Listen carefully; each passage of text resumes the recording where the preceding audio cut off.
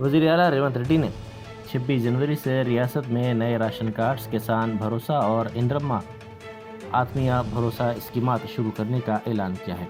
काबीना के इजलास के बाद मीडिया से बात करते हुए वज़ीर आला ने कहा कि काबीना के इजलास में 3 अहम फैसले लिए गए, जिनमें किसान भरोसा स्कीम के तहत सिर्फ काश्त होने वाली अराजियात को ही माली मदद फराहम करने का फैसला किया गया। साबिक़ा हुकूमत में किसान बंधु स्कीम के तहत हर साल 10,000 रुपये दिए जाते थे, जबकि मौजूदा हुकूमत इस रकम को बढ़ाकर 12,000 रुपये सालाना करेगी। उसी तरह कौलदार किसानों को भी सालाना फीकस 12,000 रुपये दिए जाएंगे। कौलदार किसानों की इस स्कीम का नाम इंद्रम्मा आत्मीय भरोसा रखा गया है, ताकि समाज के इस तबके को भी सरकारी मदद फराहम की जा सके जो अब तक महरूम रहे हैं। తెలంగాణ రాష్ట్ర రైతాంగానికి కూడా ఈ నూతన సంవత్సరంలో మంచి జరగాలని, ఈ ప్రభుత్వం వాళ్ళను అన్ని రకాలుగా ఆదుకోవాలని, వ్యవసాయం దండగ కాదు వ్యవసాయం పండుగ చెయ్యాలని మా ప్రభుత్వం పట్టుదలతో చేపట్టిన కార్యక్రమాలలో భాగంగా రైతు భరోసాకు సంబంధించి శాయశక్తుల ప్రతిపక్షాల నుంచి మొదలు పెడితే పత్రికల ప్రసార సాధనాల వరకు ఊహాగానాలు చేయడం, ఉన్నవి లేనివి ప్రభుత్వ నిర్ణయాలని మీకు మీరే ప్రకటించి రైతులలో గందరగోళాన్ని సృష్టిస్తున్నారు. కాబట్టి ఆ గందరగోళాన్ని దూరం చేస్తూ రైతులకు ఒక శుభవార్త వినిపించాలని ఈ మంత్రివర్గ సమావేశంలో సహచరులందరి సూచనల మేరకు ఈరోజు నిర్ణయం తీసుకోవడం జరిగింది. రైతు భరోసా కార్యక్రమంలో భాగంగా వ్యవసాయ యోగ్యమైన భూములన్నింటికి రైతు భరోసా పథకం కింద నిధులను ఇవ్వడం జరుగుతుంది. గత ప్రభుత్వం రైతు బంధు పథకంలో భాగంగా సంవత్సరానికి 10,000 ఇస్తే, మా ప్రభుత్వం ప్రజాపాలనలో రైతులందరికీ సంవత్సరానికి 12,000 రూపాయలు ఇవ్వాలని నిర్ణయం తీసుకున్నది. అదేవిధంగా భూమి ఉన్న రైతులకు రైతు భరోసా పథకం కింద వ్యవసాయ యోగ్యమైన ప్రతి ఎకరాకు 12,000 రూపాయలు ఇస్తున్నప్పుడు, తండాలలో, గూడాలలో, మారుమూల పల్లెల్లో ఉన్న భూమి లేని వ్యవసాయ రైతు కుటుంబాలు, భూమి లేకపోవడం ఒక శాపము, ప్రభుత్వం మమ్మల్ని ఆదుకోకపోవడము ఇంకొక శాపము అన్నట్టుగా పాదయాత్రల సందర్భంగా అటు బట్టి విక్రమార్క గారికి కానీ నాకు కానీ ఈ మధ్యకాలంలో మా మంత్రివర్గ సహచరులు పర్యటనలకు వెళ్ళినప్పుడు దృష్టికి తీసుకురావడం జరిగింది. అందుకే మా ప్రభుత్వం భూమి లేని వ్యవసాయ కుటుంబాలకు ప్రతి సంవత్సరానికి 12,000 రూపాయలు వాళ్ళకు కూడా ఇవ్వాలి, వాళ్ళు కూడా మన సమాజంలో మనలో భాగమే అని గుర్తించి ఈ పథకాన్ని అమలు చేయాలని నిర్ణయం తీసుకున్నది. ఈ పథకానికి ఇందిరమ్మ ఆత్మీయ భరోసా పథకం అని చెప్పి నామకరణం చేయడం జరిగింది. ఈరోజు భూమి ఉన్న వ్యవసాయ యోగ్యమైన భూములకు రైతులకు ఎకరాకు 12,000 ఇవ్వడమే కాకుండా, భూమి లేని వ్యవసాయ కుటుంబాలకు సంవత్సరానికి 12,000 రూపాయలు ఇందిరమ్మ ఆత్మీయ భరోసా పథకం కింద ఇవ్వాలని నిర్ణయం చేయడం జరిగింది.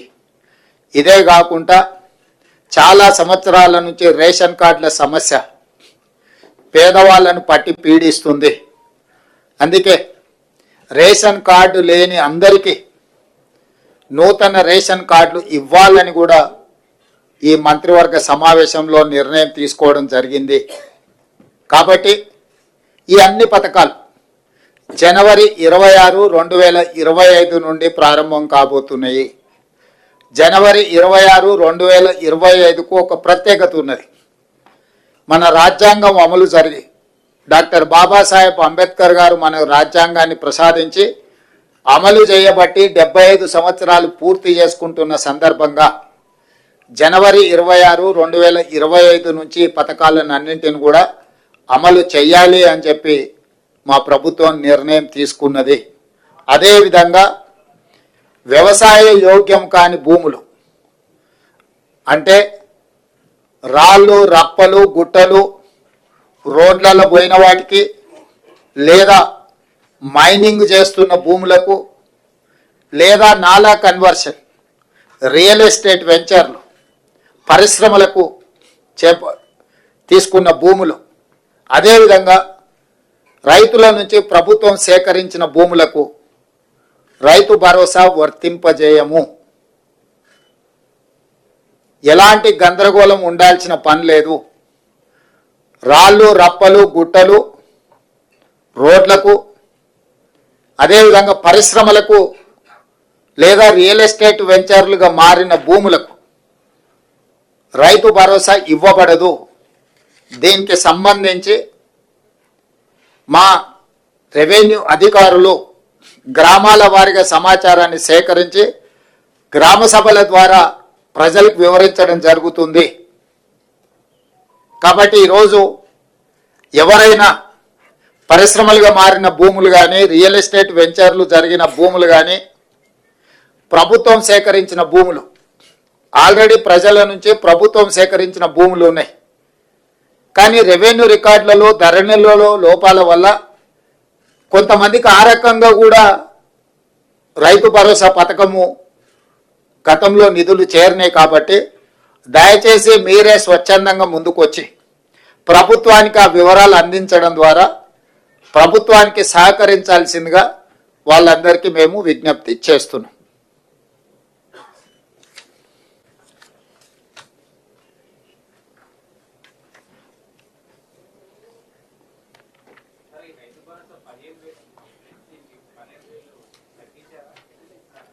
పెంచినాం, 10,000 నుంచి 12,000కి పెంచినాం. ఇప్పుడు వెసులుబాటును, ఆర్థిక పరిస్థితులు, మనకున్న వెసులుబాటును బట్టి 10,000 నుంచి 12,000 రూపాయలకు పెంచుకోవడం జరిగింది. అదేవిధంగా భూమి లేని వ్యవసాయ కుటుంబాలకు కూడా 12,000 రూపాయలు ఇవ్వాలని నిర్ణయించుకోవడం జరిగింది. ప్రభుత్వానికి ఉన్న ఆదాయ వనరులను ప్రభుత్వం ఆదాయం పెంచడం, పేదలకు పంచడం మా ప్రభుత్వం యొక్క విధానం. ఎంత వెసులుబాటు ఉంటే అంత వెసులుబాటుతోటి రైతులకు మేలు చెయ్యాలన్నదే మా ఆలోచన. దాంట్లో భాగంగానే గత ప్రభుత్వం 10,000 రూపాయలు మాత్రమే ఇస్తే మా ప్రభుత్వం 12,000 రూపాయలను ఇవ్వడం జరిగింది.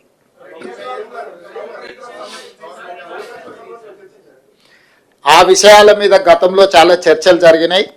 ఇప్పుడు ఎందుకు అని అంటే జనవరి 26 నుంచి అమలు చేయాలి. కాబట్టి ఇప్పుడు ఉన్న సమాచారం మేరకు, అధికారుల దగ్గర, ప్రభుత్వం దగ్గర ఉన్న సమాచారం మేరకు రైతు భరోసా పథకము, రైతు ఇందిరమ్మ ఆత్మీయ భరోసా పథకాన్ని అమలు చేయాలని ఈ మంత్రివర్గం నిర్ణయం తీసుకున్నది.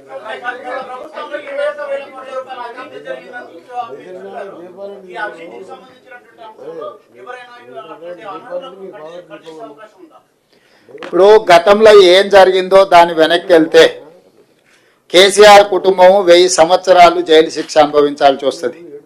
కాబట్టి వాటికంటే భవిష్యత్తులో తప్పిదాలు జరగకుండా నిజమైన రైతులకు మేలు చేయాలన్నదే మా ప్రభుత్వం యొక్క విధానము. కాబట్టి ఈరోజు ఒక మంచి నిర్ణయం ఈ మంత్రివర్గ సమావేశంలో తీసుకున్నాం. కాబట్టి మీడియా మిత్రులకు కూడా నా సూచన, అనవసరమైన అంశాలు, అనవసరమైన వివాదాలకు తావియ్యకండి. స్పష్టంగా మళ్ళీ నేను చెప్తున్నా, వ్యవసాయ యోగ్యమైన ప్రతి ఎకరాకు రైతు భరోసా వస్తుంది. ప్రతి ఎకరాకు సంవత్సరానికి 12,000 రూపాయలు ఇవ్వడం జరుగుతుంది. భూమి లేని వ్యవసాయ రైతు కుటుంబాలకు సంవత్సరానికి 12,000 రూపాయలు నగదు ఇవ్వడం జరుగుతుంది. ఆ పథకం పేరు ఇందిరమ్మ ఆత్మీయ భరోసా.